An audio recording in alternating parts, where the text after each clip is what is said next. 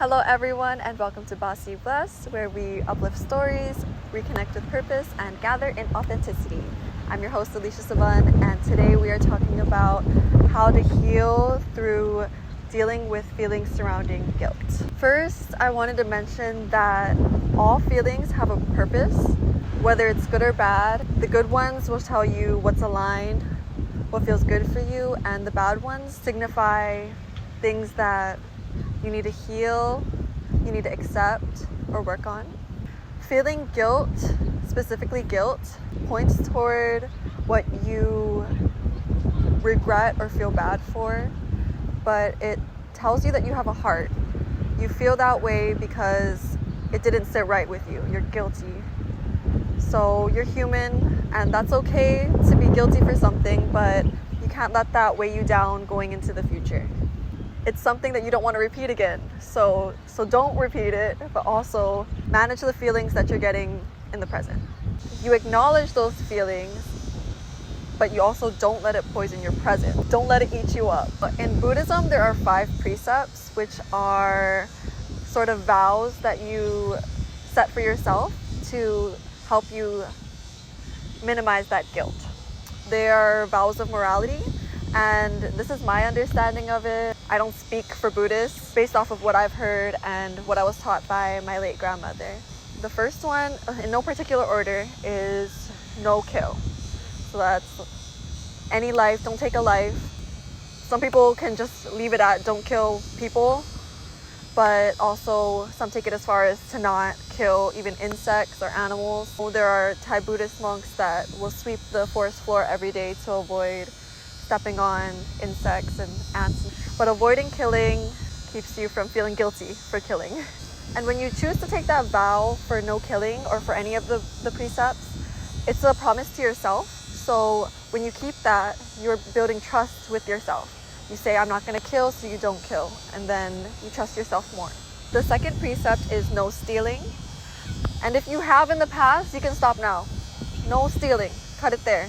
No more guilt for taking what's not yours. The third one is no lying.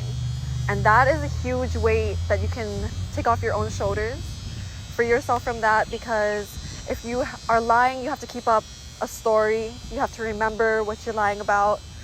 Eliminate that. Speak truth and have truth spoken to you. So the fourth one is no misusing the senses.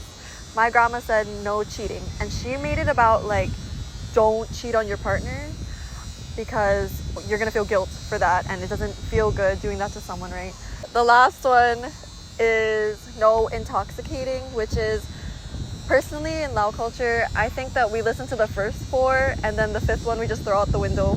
I'm just speaking from my own experience because I've seen a lot of intoxicated people growing up, but if you were to avoid that, you avoid having the drunk version of you do anything that you're guilty for when you're not drunk. Sober you regrets it, sober you feels guilty. Being mindful of how much you take in.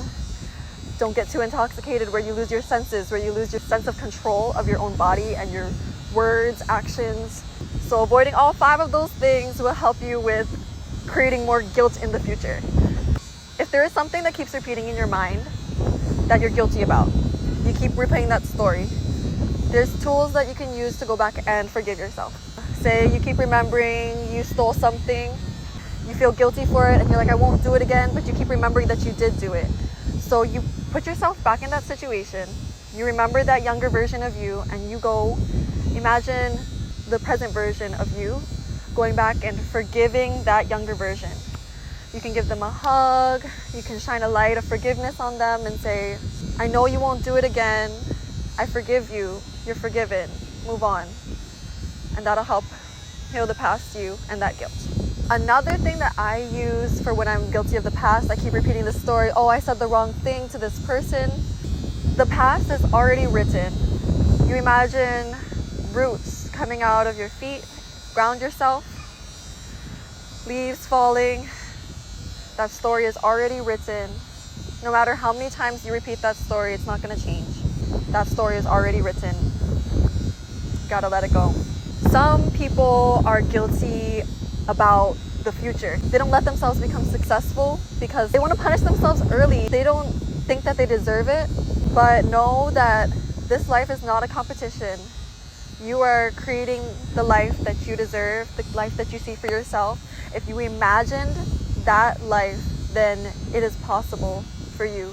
So know that there's space for everyone at the top. Don't compare yourself to others.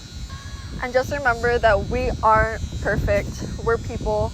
And be gentle with past you, present you, and future you. You tell yourself you're not going to do something in the future. I hope you can forgive yourself then too. Do your best, but you have to be able to forgive every version of you.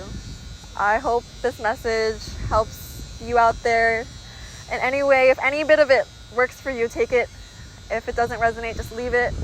And hopefully we can all work on releasing ourselves from guilt so that we can be our best selves in the present moment and beyond. I'm Aleesha Savanh. I'll see you in the next episode of BACI Blessed.